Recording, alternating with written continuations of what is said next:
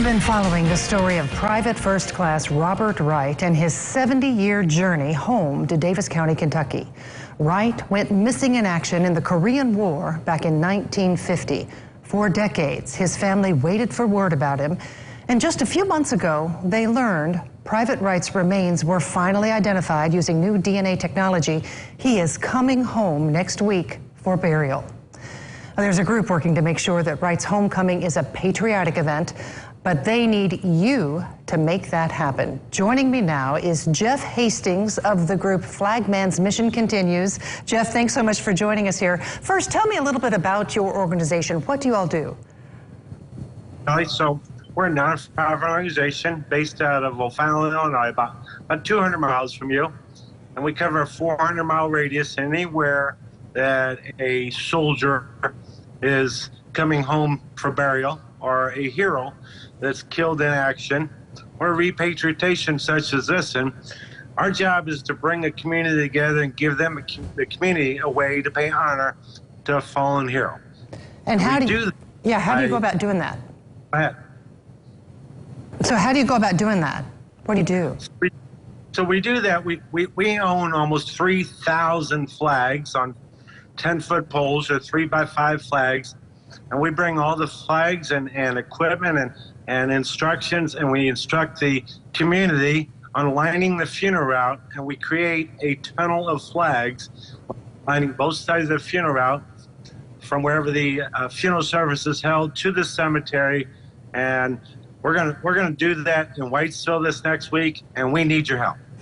All right, let's talk about that. Well, before we get to that, though, I want to ask you one thing. I know that you have done this for many folks in the past, and I've actually seen this done too. What kind of feedback do you get from the family? How important is this, and what goes through their minds when they see what you have done for them?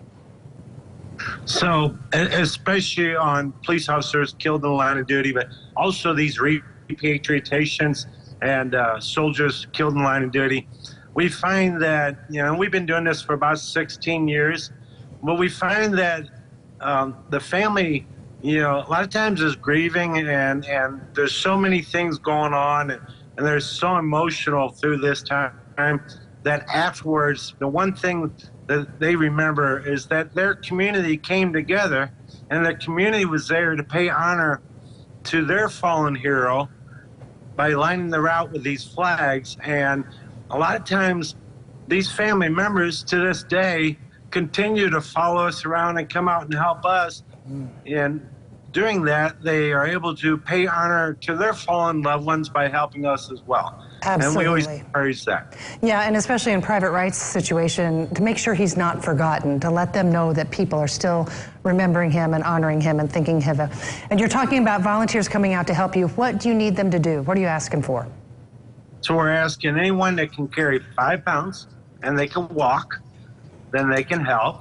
And we prefer over the age of 12, but we'll take Boy Scouts and Girl Scouts and school kids, and whatever we can get. And you'll be carrying flags, and we'll drive holes and set up flags along the route. We'll give you all the instructions. We'll give you all the tools, everything you need. All we ask is that you wear walking shoes and wear gloves and dress warm, I believe, unless you have a forecast of a little warmer than what I'm seeing, but which we can hope for. Yes. But rain, snow, or shine, or sleet, or whatever, on Wednesday at noon, we're going to set up flags. We're going to meet at St. Mary's of the Woods Church in Whitesville, Kentucky. Right at noon, we will start. And if you can show up, just show up. You don't need to commit. You don't need to sign up. There's no sign-up list. If you can show up, show up.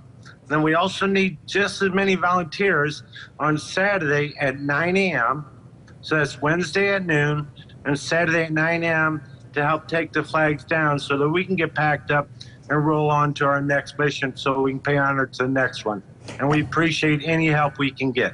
And how many flags are we talking about? Are you going to line the entire route? We're going to line the entire route. It's about 3 miles from, we're going to go from the funeral home to the church, and then from the church to the cemetery, and we're going to cover the church parking lot and surrounding area, and the funeral home surrounding area, and the cemetery surrounding area. I'm going to bring 700 flags. Wow. It'll be we'll make this happen with enough volunteers in about 2 hours if we get enough volunteers. And in just one sentence, when you see those flags up on that route and you see the ceremony happening, what happens to you when you see this all come together? Pride. It just makes me so proud of a community that's willing to come out and do this, and it just makes me, humbled and honored and just full of pride.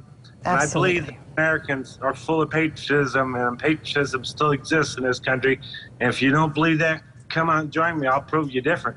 You bet. Okay, noon on December 7th, I believe that was, at the St. Mary of the Woods Church in Whitesville, Kentucky, to help honor a fallen hero. Thank you so much, Jeff Hastings, for all that y'all do with Flagman's Mission Continues. And we'll be following along and see how you do with the volunteer turnout. I have a feeling you'll have plenty of people there. Thanks a lot, Jeff. Thank you. And I heard that you were going to join us. I will. If I can, I will be there. And we'll have all this information also on our website, tristatehomepage.com, if anybody missed anything. Thank you, Jeff. Thank you.